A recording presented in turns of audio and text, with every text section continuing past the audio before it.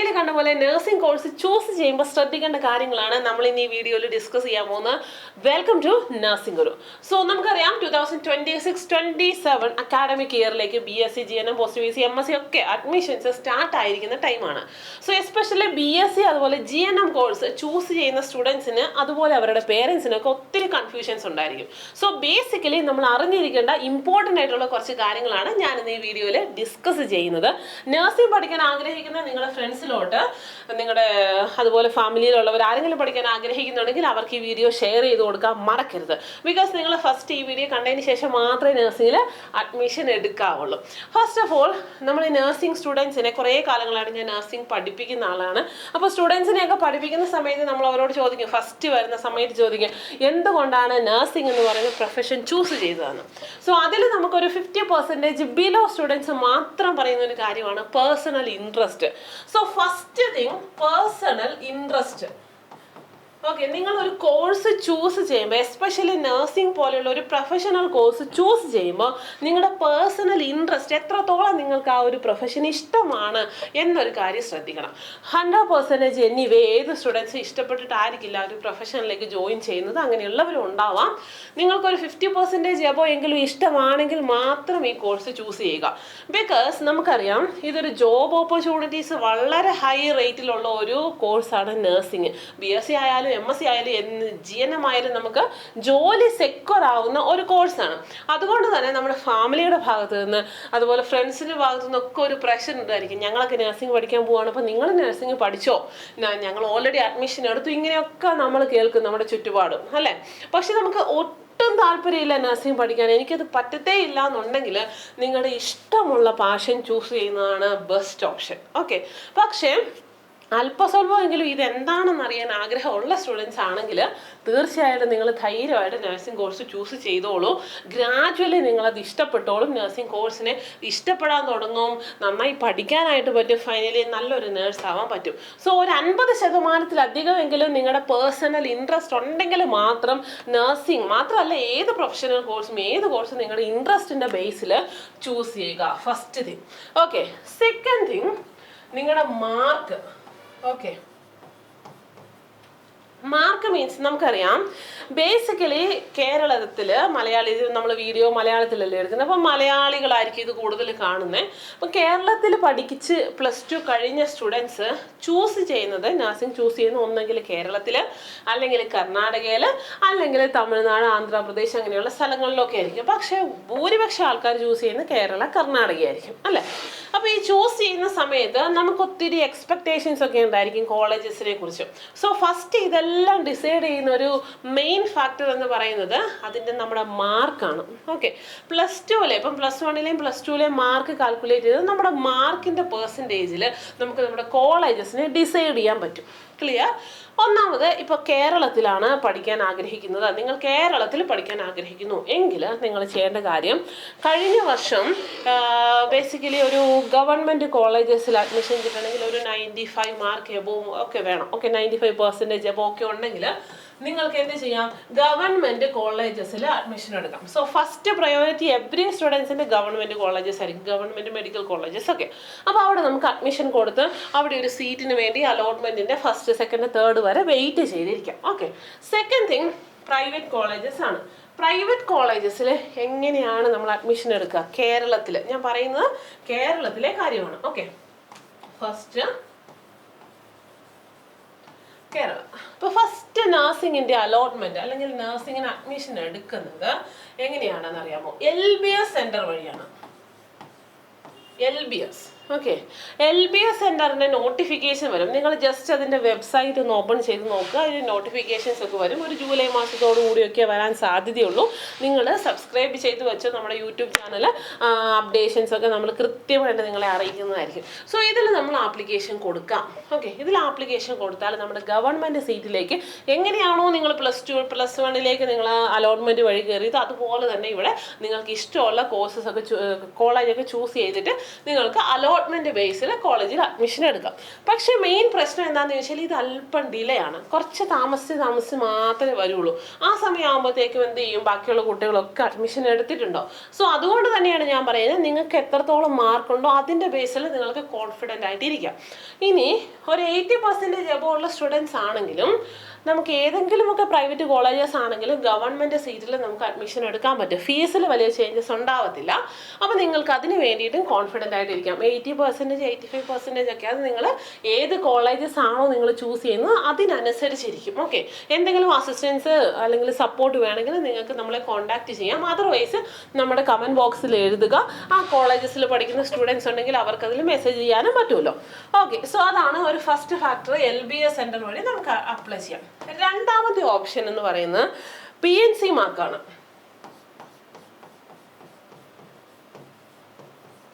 Okay, PNC mark means basically കേരളത്തിൽ admissions, nursing admissions 3 രീതിയിലാണ് പോകുന്നത്. 3ഉം അലോട്ട്മെന്റ് ബേസ് ആണ്. ഫസ്റ്റ് LBS, അത് ഗവൺമെന്റിന്റെ അണ്ടറിലാണ്. സെക്കൻഡ് വരുന്നതാണ് PNC മാർക്ക്. അത് വരുന്നത് private nursing college management association of Kerala. കുറച്ച് പ്രൈവറ്റ് കോളേജസ് അതിൽ ലിസ്റ്റ് ചെയ്തിട്ടുണ്ട്. അത്രയും കോളേജസിലേക്ക് അഡ്മിഷൻ എടുക്കാൻ വേണ്ടിയിട്ട് നിങ്ങൾക്ക് ആ വെബ്സൈറ്റ് വഴി ആപ്ലിക്കേഷൻ കൊടുക്കാം. അതിൻ്റെ ഒന്നും നോട്ടിഫിക്കേഷൻ ഇതുവരെ റിലീസ്ഡ് ആയിട്ടില്ല. അതെല്ലാം നമ്മൾ നോട്ടിഫൈ ചെയ്യുന്നതായിരിക്കും. അതർവൈസ് നിങ്ങളൊന്ന് ചെക്ക് ചെയ്ത് നോക്കിയാലും മതി കേട്ടോ. നെക്സ്റ്റ് വരുന്നതാണ് AMCSFNCK എന്ന് പറയും, association of management of Christian self financing nursing colleges of Kerala. Christian മാനേജ്മെന്റിന്റെ അല്ലെങ്കിൽ സെൽഫ് ഫിനാൻസിങ് കോളേജസിന്റെ അണ്ടറിൽ വരുന്ന ഒരു ഗ്രൂപ്പ് ഓഫ് കോളേജസിനെ എല്ലാം അലോട്ട്മെന്റ് ചെയ്യുന്ന ഒരു വെബ്സൈറ്റ് ആണത്. AMCSFNCK. അത് നിങ്ങൾ ജസ്റ്റ് ഒന്ന് ഗൂഗിളിൽ സെർച്ച് ചെയ്താൽ നിങ്ങൾക്ക് കാണാൻ പറ്റും. ഈ ഒരു 3 മെത്തേഡ് വഴിയാണ് ബേസിക്കലി നമ്മൾ കേരളത്തിൽ അഡ്മിഷൻ എടുക്കുന്നത്.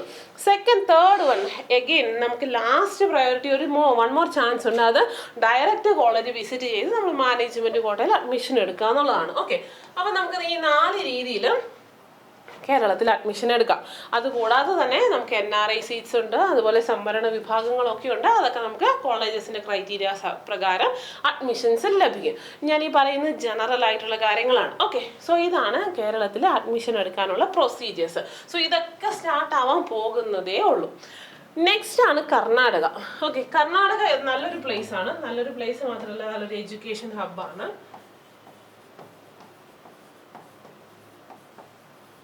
ഓക്കെ, കേരളത്തിൽ BSc നഴ്സിംഗ് പഠിക്കുന്നവർ കേരള യൂണിവേഴ്സിറ്റി ഓഫ് ഹെൽത്ത് സയൻസിൻ്റെ അണ്ടറിലായിരിക്കും. കർണാടകയിലാണ് പഠിക്കുന്നത് RGUHS, Rajiv Gandhi university of health സയൻസിൻ്റെ അണ്ടറിലായിരിക്കും. ഇത് കൂടാതെ കുറച്ച് ഡീംഡ് യൂണിവേഴ്സിറ്റീസ് ഉണ്ട്. അതിനെക്കുറിച്ച് എന്തെങ്കിലും ആർക്കെങ്കിലും അറിയണമെങ്കിൽ ജസ്റ്റ് നമുക്കിന്ന് ഇൻസ്റ്റഗ്രാമിലൂടെ DM ചെയ്യുക, നഴ്സിംഗ് ഗുരു ഒഫീഷ്യൽ. ഓക്കെ, സോ കർണാടകയിൽ അഡ്മിഷൻ എടുക്കുന്നത് എങ്ങനെയാണ്? കർണാടകയിൽ അഡ്മിഷൻ എടുക്കുക എന്ന് പറഞ്ഞാൽ ബാംഗ്ലൂർ, മംഗലാപുരം, അതുപോലെ ബാംഗ്ലൂരൊക്കെയാണ് നമ്മുടെ കേരളത്തിലെ സ്റ്റുഡൻസ് കൂടുതലായിട്ടും പോയി അഡ്മിഷൻസ് എടുക്കുന്ന ഏരിയാസ്. ഒത്തിരി മലയാളി സ്റ്റുഡൻസ് പഠിക്കുന്ന ഒരു ഏരിയാസുമാണ്. ഓക്കെ, അപ്പോൾ അതിന് വേണ്ടിയിട്ട് ഫസ്റ്റ് നമ്മൾ ചെയ്യേണ്ടത് KCET, KSET എന്ന് പറയുന്ന ഒരു എൻട്രൻസ് എക്സാമിനേഷൻ എഴുതുക എന്നുള്ളതാണ് അതിൻ്റെ ഫസ്റ്റ് ക്രൈറ്റീരിയ. അത് കർണാടകയിലുള്ള എക്സാമിനേഷൻ അതോറിറ്റിയാണ് കണ്ടക്ട് ചെയ്യുന്നത്. April 23rd and 24th ഇതിൻ്റെ എക്സാമിനേഷൻ കഴിഞ്ഞു. ഇതിനെക്കുറിച്ചുള്ള ഇൻഫർമേഷൻസ് ഓൾറെഡി നമ്മൾ ചെയ്തിട്ടുണ്ട്. നമ്മൾ അതിനൊരു റാങ്ക് മേക്കർ പ്രോഗ്രാം കണ്ടക്ട് ചെയ്തു. 71 സ്റ്റുഡൻസ് നമ്മുടെ അടുത്ത് നിന്ന് പഠിച്ചു. കുട്ടികൾ എക്സാം എഴുതി, നല്ലൊരു റിസൾട്ട് നമ്മൾ വെയിറ്റിംഗ് ആണ്. ഓക്കെ, സോ ഈ KCET എക്സാമാണ് ഫസ്റ്റ് നമ്മൾ എഴുതേണ്ടത്. ഓൾമോസ്റ്റ് എവറി സ്റ്റുഡൻസ് മാൻഡേറ്ററി ആയിട്ട് അഡ്മിഷൻ എടുക്കണമെങ്കിൽ ഈ KCETയുടെ നമ്പർ കൊടുക്കേണ്ടതായിട്ടുണ്ട്. ഇനി അതല്ലെങ്കിൽ സെക്കൻഡ് ക്രൈറ്റീരിയ പറയുന്നത് മാനേജ്മെന്റ് സീറ്റ്. നമ്മൾ ഡയറക്റ്റ് കോളേജസിൽ പോയിട്ട് എടുക്കുന്ന സീറ്റാണ്. ഓക്കെ, ഡയറക്റ്റ് കോളേജസിൽ പോയിട്ട് നിങ്ങൾക്ക് കോളേജ് വിസിറ്റ് ചെയ്ത് സീറ്റ്സ് എടുക്കാം. സോ ഇതാണ് 2 ഓപ്പർച്യൂണിറ്റീസ് ഉള്ളത്. ഇപ്പോൾ കേരളത്തിലും കർണാടകയിലും നമുക്ക് ഈ ഒരു രീതിയിൽ നഴ്സിംഗിന് ഈ വർഷം 2026 and 27 അഡ്മിഷൻസ് നേടാൻ പറ്റും. ഓക്കെ, അപ്പം ഞാൻ പറഞ്ഞത് എന്തൊക്കെ കാര്യങ്ങളാണ് കോഴ്സ് ചൂസ് ചെയ്യുമ്പോൾ ശ്രദ്ധിക്കേണ്ടത്? ഫസ്റ്റ് നമ്മുടെ മാർക്ക്, സെക്കൻഡ് പറയുന്നത് നമ്മുടെ പേഴ്സണൽ ഇൻട്രസ്റ്റ്, പിന്നെ കേരളത്തിലാണെങ്കിലും കർണാടകയിലാണെങ്കിലും ഏതൊക്കെ രീതിയിലാണ് അഡ്മിഷൻ ക്രൈറ്റീരിയാസ് പോകുന്നത്. ഞാൻ ഇനി പറയാൻ പോകുന്ന 4ാമത്തെ point, that is the eligibility. Okay, eligibility for the BSc nursing course. BSc nursing course ആണെങ്കിൽ നമുക്ക് science subject, physics, chemistry, biology subject mandatory ആണ്. ഇതിന് 50% എബോവ് മാർക്ക് റിക്വയർഡ് ആണ്.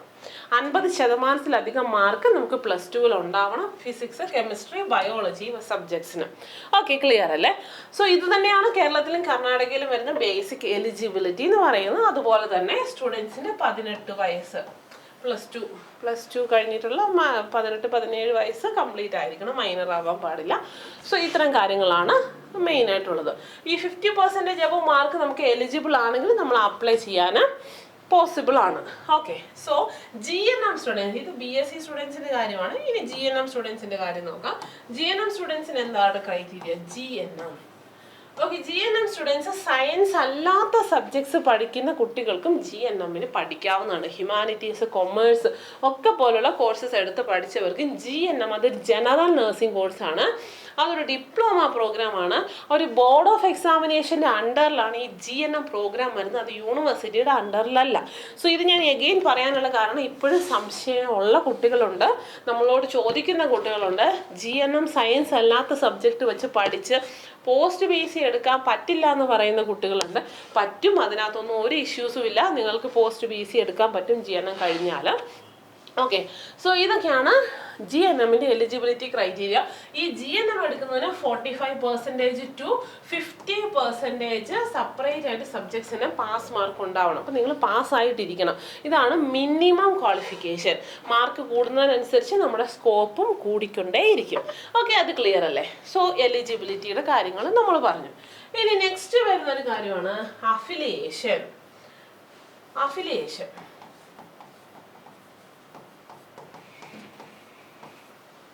ഈ അഫിലിയേഷനെ കുറിച്ച് നമുക്ക് ഡൗട്ട്സ് ഉണ്ടായിരിക്കും. സോ ഫസ്റ്റ് തന്നെ യൂണിവേഴ്സിറ്റി, ഞാൻ പറഞ്ഞല്ലോ BSc നഴ്സിംഗ് പ്രോഗ്രാമിന്റെ അഫിലിയേഷനെ കുറിച്ച് പറയാം. BSc നഴ്സിംഗ്, അതുപോലെ GNM. BSc നഴ്സിംഗ് പ്രോഗ്രാം ഒരു യൂണിവേഴ്സിറ്റിയുടെ അണ്ടറിലായിരിക്കും കണ്ടക്ട് ചെയ്യപ്പെടുന്നത്. ഒരു യൂണിവേഴ്സിറ്റിയാണ് കോളേജിന് അഫിലിയേഷൻ നൽകുക. സോ ഇപ്പോൾ കേരളത്തിലാണ് Kerala university of health science. അത് നിങ്ങൾ പേടിക്കേണ്ട, ഈ അലോട്ട്മെന്റ് ബേസിലാണ് വരുന്നത്. സോ അലോട്ട്മെന്റ് ബേസിൽ വരുന്ന കോളേജസ് എല്ലാം അപ്രൂവ്ഡ് കോളേജസ് ആണ്. അതല്ലാതെ നമുക്ക് കേരളത്തിൽ ഒരു സെപ്പറേറ്റ് കോളേജസ് വളരെ കുറവാണ്. നമ്മുടെ ഈ ലിസ്റ്റിൽ നിങ്ങൾ അലോട്ട്മെന്റ് ത്രൂ വരുന്ന എല്ലാ കോളേജസും, ഇപ്പം നിങ്ങൾ ജസ്റ്റ് LBS സെൻറ്റർ അതുപോലെ PNC മാർക്കെന്നൊക്കെ അപ്ലൈ ഗൂഗിളിൽ സെർച്ച് ചെയ്ത് നോക്കിയിട്ടുണ്ടെങ്കിൽ തന്നെ കോളേജസിൻ്റെ ലിസ്റ്റ് കാണും. ഈ ലിസ്റ്റിലുള്ള എല്ലാ കോളേജസിനും അംഗീകാരം ഉള്ളതാണ്, നിങ്ങൾക്ക് ധൈര്യമായിട്ട് പോയി പഠിക്കാം. പക്ഷേ കൺഫ്യൂഷൻ വരുന്നത് ഇൻ ദ കേസ് ഓഫ് കർണാടകയാണ് അല്ലേ? സോ എങ്ങനെയാണ്, എസ്പെഷ്യലി നമുക്ക് അതിൻ്റെ ലാംഗ്വേജ് അറിയത്തില്ല. അതുപോലെ നമ്മൾ ഒത്തിരി ന്യൂസസ് കേട്ടിട്ടുണ്ട്, ഫ്രോഡ് ഉണ്ട് അല്ലെങ്കിൽ സ്പാം ഉണ്ടോ എന്നൊക്കെ കേട്ടിട്ടുണ്ട്. അപ്പോൾ അതുകൊണ്ട് ഇതെങ്ങനെ തിരിച്ചറിയാമെന്നാണ് പറയുന്നത്. BSc നഴ്സിംഗ് എടുക്കുമ്പോൾ യൂണിവേഴ്സിറ്റി അഫിലിയേഷൻ ഉണ്ടോ, RGUHS അല്ലെങ്കിൽ കേരള യൂണിവേഴ്സിറ്റി ഹെൽത്ത് സയൻസ് ആണെങ്കിൽ അതങ്ങനെ, അത് അലോട്ട്മെന്റ് ബേസിലാണെങ്കിൽ നിങ്ങൾ ധൈര്യമായിട്ട് പോയിക്കോളൂ. RGUHSന്റെ ഒരു അഫിലിയേഷൻ്റെ സർട്ടിഫിക്കറ്റ്, ഒരു പേപ്പർ ഉണ്ടാവും നിങ്ങൾക്ക്. അത് സിമ്പിളായിട്ട് നിങ്ങൾ സെർച്ച് ചെയ്താൽ അതിൽ നിങ്ങളുടെ കോളേജിൻ്റെ പേരും എത്ര സീറ്റ് ഉണ്ടോ ആ ഡീറ്റെയിൽസ് എല്ലാം അതിലുണ്ടാവും. അത് നിങ്ങൾ ചെക്ക് ചെയ്ത് നോക്കുക. സെക്കൻഡായിട്ട് ചെക്ക് ചെയ്യേണ്ട കാര്യമാണ് INC and KNC. KNC means Karnataka nursing council. കേരളത്തിലാണെങ്കിൽ അത് കേരള നഴ്സിംഗ് കൗൺസിൽ. അപ്പോൾ നഴ്സിംഗ് കൗൺസിലിൻ്റെ ഒരു അഫിലിയേഷൻ്റെ സർട്ടിഫിക്കറ്റ് ഉണ്ടാവും.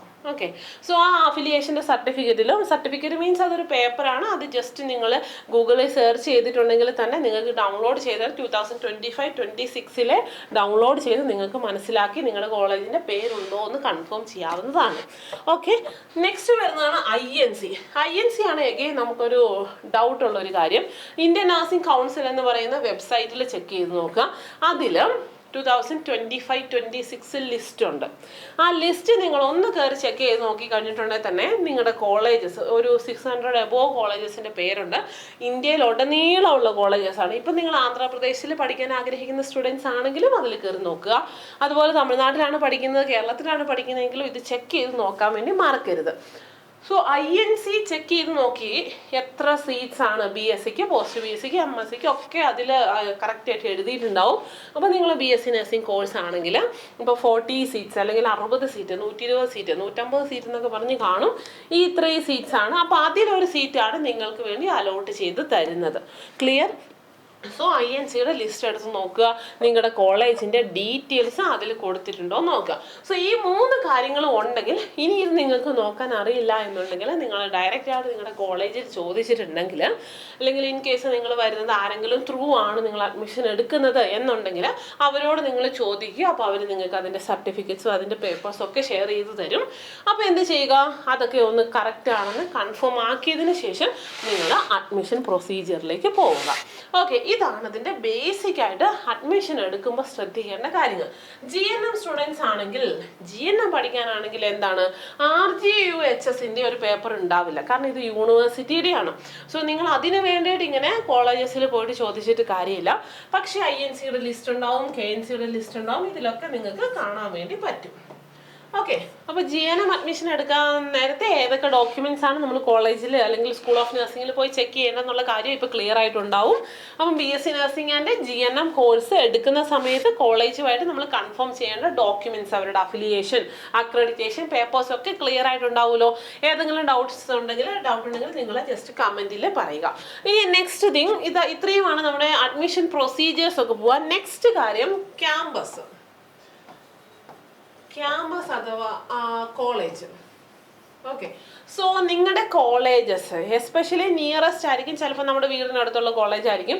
ഓക്കെ, എന്തൊക്കെയാണെങ്കിലും നമ്മൾ ആ കോളേജിൽ 4 ഇയർ നമ്മുടെ ക്യാമ്പസ് ലൈഫ് എൻജോയ് ചെയ്യാൻ പോകുന്ന ഒരു ഏരിയ ആണ്, നമ്മൾ ഫുൾ ടൈം സ്പെൻഡ് ചെയ്യാൻ പോകുന്ന ഒരു ഏരിയ ആണ്. സോ നല്ലൊരു അറ്റ്മോസ്ഫിയർ അല്ലെങ്കിൽ നല്ലൊരു ക്ലാസ് റൂംസ്, ലാബ് ഫെസിലിറ്റീസ് ഇതൊക്കെ ഉണ്ടെന്ന് കൺഫേം ചെയ്യുക. സോ ഈവൻ നിങ്ങൾക്ക് സമയം കിട്ടുവാണെങ്കിൽ നിങ്ങളുടെ പേരൻസിനോടൊപ്പം ഡയറക്റ്റ് ആയിട്ട് കോളേജസിൽ പോവുക, കോളേജൊക്കെ വിസിറ്റ് ചെയ്ത് നോക്കുക. വിസിറ്റ് ചെയ്യുന്ന സമയത്ത് നമുക്ക് അറിയാൻ പറ്റും എങ്ങനെയാണ് കോളേജ്, ക്ലാസ് റൂംസ് ചെക്ക് ചെയ്ത് നോക്കുക, അതിൻ്റെ ഫെസിലിറ്റീസ് നോക്കുക.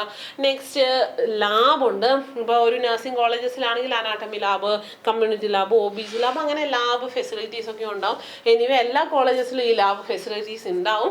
അപ്പോൾ അതൊക്കെ ഒന്ന് ചെക്ക് ചെയ്ത് നോക്കുക. അതുപോലെ മൾട്ടിപർപ്പസ് ഹാള്, റെസ്റ്റ് റൂംസ്, ഇതൊക്കെ നിങ്ങൾക്ക് കയറാനും കാണാനും ഒക്കെ എല്ലാവരും അനുവദിക്കും, എല്ലാ കോളേജസും അനുവദിക്കും. അത് നിങ്ങൾ പോയി നോക്കുക. നെക്സ്റ്റ് നിങ്ങൾ ചെക്ക് ചെയ്യേണ്ട ഒരു കാര്യമാണ് ഹോസ്റ്റൽ.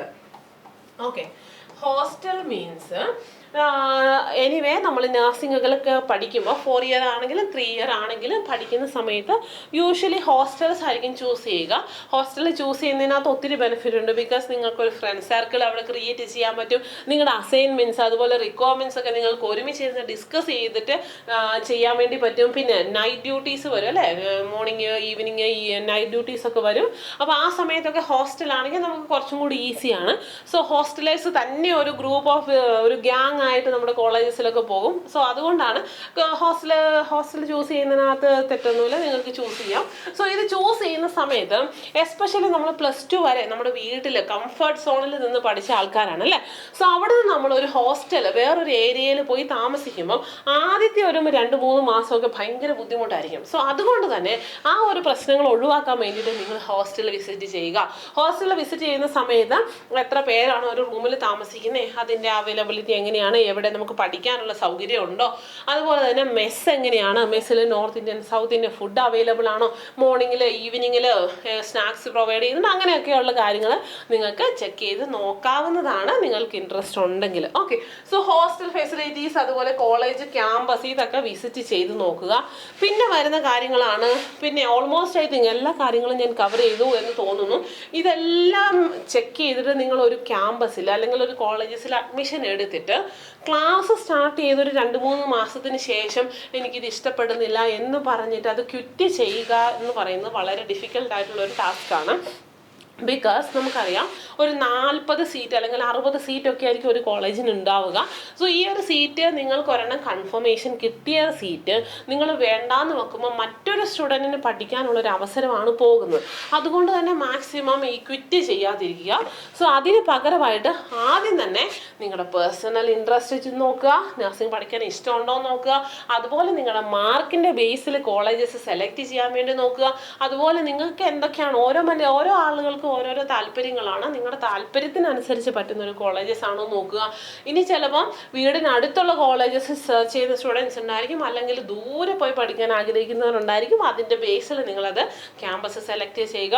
പിന്നെ ഇതിൻ്റെ അഡ്മിഷൻ പ്രോസസ്സ് ഞാൻ പറഞ്ഞു ഏതൊക്കെയായിരുന്നു. കേരളത്തിൽ വരുമ്പോൾ LBS സെൻറ്റർ വഴി നമുക്ക് അഡ്മിഷൻ എടുക്കാം. പിന്നെ PNC മാർക്ക് വഴി അഡ്മിഷൻ എടുക്കാം. AMCSFNCK വഴി നമുക്ക് means association of Christian and self financing മാനേജ്മെന്റ്സിന്റെ കീഴിൽ അഡ്മിഷൻസ് എടുക്കാം. അതും അല്ലെങ്കിൽ നമുക്ക് ഡയറക്റ്റ് ആയിട്ട് എടുക്കാം. സെയിം ലൈക്ക് കർണാടകയിൽ KCET എൻട്രൻസ് ത്രൂ അഡ്മിഷൻസ് എടുക്കാം. അതിന് നോട്ടിഫിക്കേഷൻസ് ഒക്കെ വരും. അതൊക്കെ എല്ലാ കാര്യങ്ങളും ചെറുങ്ങനെ ഡിലേ ആണ്. അതുകൊണ്ട് നിങ്ങൾക്ക് ഡയറക്റ്റ് ആയിട്ട് അഡ്മിഷൻ എടുക്കാനാണ് നിങ്ങൾ പ്ലാൻ ചെയ്യുന്നുണ്ടെങ്കിൽ ഡയറക്റ്റ് ആയിട്ട് എടുക്കാം. വലിയ രീതിയിലുള്ള ഫീസിന്റെ വ്യത്യാസങ്ങളൊന്നും ഉണ്ടാവില്ല. നെക്സ്റ്റ് വരുന്നതാണ് affiliation and accreditation, INC KNC അതുപോലെ അഫിലിയേഷൻ, യൂണിവേഴ്സിറ്റിയുടെ അഫിലിയേഷൻ. ഇത്രയും കാര്യങ്ങൾ നമ്മൾ ശ്രദ്ധിക്കാം. അതുപോലെ തന്നെ നമ്മുടെ ക്യാമ്പസ് നമുക്ക് കംഫർട്ടബിൾ ആകും എന്ന് ഉറപ്പുവരുത്തുക. സോ ഇത്രയും കാര്യങ്ങളുണ്ടെങ്കിൽ നമുക്ക് കംഫർട്ടബിൾ ആയിട്ട് നമ്മുടെ 4 ഇയർ കോഴ്സ് പഠിച്ചിറങ്ങാവുന്നതാണ്. ഓക്കെ. പിന്നെ അതുപോലെ തന്നെ നഴ്സിംഗ് എന്ന് പറയുന്ന ഒരു കോഴ്സ് ചൂസ് ചെയ്യുമ്പോൾ അത് വളരെ ഈസി ആണ് എന്നൊരു തെറ്റിദ്ധാരണയോട് കൂടിയിട്ട് നിങ്ങൾ ചൂസ് ചെയ്യരുത്. നഴ്സിംഗ് മെഡിക്കൽ ഒരു പ്രൊഫഷണൽ കോഴ്സാണ്. സോ ഇനീഷ്യൽ ടൈമിൽ പഠിക്കുക എന്ന് പറയുന്നത് ഇച്ചിരി ഡിഫിക്കൽട്ട് തന്നെയാണ്. ബിക്കോസ് അതിൻ്റെ ടെർമിനോളജീസ് ഡിഫറെൻ്റ് ആണ്, വേറൊരു ഏരിയ ആണ്. സോ അതുകൊണ്ട് തന്നെ ഇനീഷ്യലി ഇതൊക്കെ ഒരു ഡിഫിക്കൽട്ടായിട്ട് തോന്നും. പക്ഷേ ഗ്രാജുവലി നമുക്ക് പഠിച്ച് ഇതെല്ലാം നിങ്ങൾക്ക് ഹാൻഡിൽ ചെയ്യാൻ പറ്റും. അങ്ങനെ ഒരു രീതിയിലേക്ക് നിങ്ങൾക്ക് എത്താൻ പറ്റും. സോ ഇത്തരം കാര്യങ്ങളാണ് ബേസിക്കലി നമുക്ക് ശ്രദ്ധിക്കാനുള്ളത് നഴ്സിംഗ് അഡ്മിഷൻ എടുക്കുമ്പോൾ. ഓക്കെ, ഇതെല്ലാം ക്ലിയർ ആണെന്ന് എനിക്ക് തോന്നുന്നു. പക്ഷെ ഞാൻ പറഞ്ഞതിൽ ഇൻക്ലൂഡ് ചെയ്യാത്ത ഏതെങ്കിലും പോയിന്റ്സ് ഉണ്ടാവും. ഇൻക്ലൂഡ് ചെയ്യാതെ നിങ്ങൾക്ക് അറിയണമെന്ന് ആഗ്രഹിക്കുന്ന എന്തെങ്കിലും കാര്യങ്ങളുണ്ടാവും. അങ്ങനെ ഉണ്ടെങ്കിൽ അത് നിങ്ങൾ കമൻറ്റിൽ എഴുതിയിടുക. അതുപോലെ തന്നെ നമ്മുടെ വാട്സപ്പ് നമ്പർ 6282650553 ആണ്. ആ നമ്പർ നമ്മുടെ ഡിസ്ക്രിപ്ഷനിൽ ഓൾറെഡി ഉണ്ട്. ആ നമ്പറിൽ നിങ്ങൾക്ക് മെസ്സേജ് അയച്ച് ചോദിക്കാം. അതുപോലെ തന്നെ ഇൻസ്റ്റഗ്രാം നഴ്സിംഗ് ഗുരു ഒഫീഷ്യൽ ഇൻസ്റ്റഗ്രാം പേജ് നിങ്ങൾക്ക് ഫോളോ ചെയ്ത് അതിലൊന്ന് മെസ്സേജ് അയച്ചാലും മതി. ഇത് കൂടാതെ നഴ്സിംഗ് എടുക്കാൻ പോകുന്ന സ്റ്റുഡൻസിന് വേണ്ടിയിട്ട് ഒരു ടിപ്പ് കൂടിയുണ്ട്. നിങ്ങൾക്ക് വേണ്ടിയിട്ടാണ് നഴ്സിംഗ് ഗുരു എഡ്യൂക്കേഷണൽ ആപ്ലിക്കേഷൻ നമ്മൾ ഓർഗനൈസ് ചെയ്തിരിക്കുന്നത്. സോ നഴ്സിംഗ് ഗുരു ആപ്പ് നിങ്ങൾക്ക് ഡൗൺലോഡ് ചെയ്ത് നിങ്ങൾ എടുക്കാൻ പോകുന്ന കോഴ്സ് ചൂസ് ചെയ്ത് അതിനകത്തൊരു ചെറിയൊരു എമൗണ്ട് സബ്സ്ക്രിപ്ഷൻ ഉണ്ട്. ആ ഒരു എമൗണ്ട് നിങ്ങൾ പേ ചെയ്തിട്ടുണ്ടെങ്കിൽ നിങ്ങൾക്ക് ആദ്യമേ തന്നെ സ്റ്റഡി മെറ്റീരിയൽസ് അതുപോലെ വീഡിയോ ക്ലാസ്സസ് ഒക്കെ ആക്സസബിൾ ആയിരിക്കും. അല്ലെങ്കിൽ നമ്മുടെ യൂട്യൂബ് ചാനൽ സബ്സ്ക്രൈബ് ചെയ്യുക, ലൈവ് ക്ലാസ്സസ് ഒക്കെ അറ്റൻഡ് ചെയ്യുക. സോ നഴ്സിംഗ് എന്ന് പറയുന്ന നിങ്ങൾ ചൂസ് ചെയ്യാൻ പോകുന്ന കോഴ്സിൻ്റെ ഒരു ബേസിക് ഐഡിയ നിങ്ങൾക്ക് ആദ്യമേ തന്നെ കിട്ടും. സോ അതിന് വേണ്ടിയിട്ട് നിങ്ങളിത് യൂട്ടിലൈസ് ചെയ്യുക. നഴ്സിംഗ് ഗുരു ഒഫീഷ്യൽ യൂട്യൂബ് ചാനൽ സബ്സ്ക്രൈബ് ചെയ്യുക. ഓക്കെ, സോ ഇത്രയും കാര്യങ്ങളാണ് നമുക്കിന്ന് പറയാനുള്ളത്. അഡീഷണലി എന്തെങ്കിലും ഇൻഫർമേഷൻ നിങ്ങൾക്ക് വേണമെങ്കിൽ ഹെസിറ്റേറ്റ് ചെയ്യാതെ തന്നെ മെസ്സേജ് അയയ്ക്കുക. Okay, thank you for watching.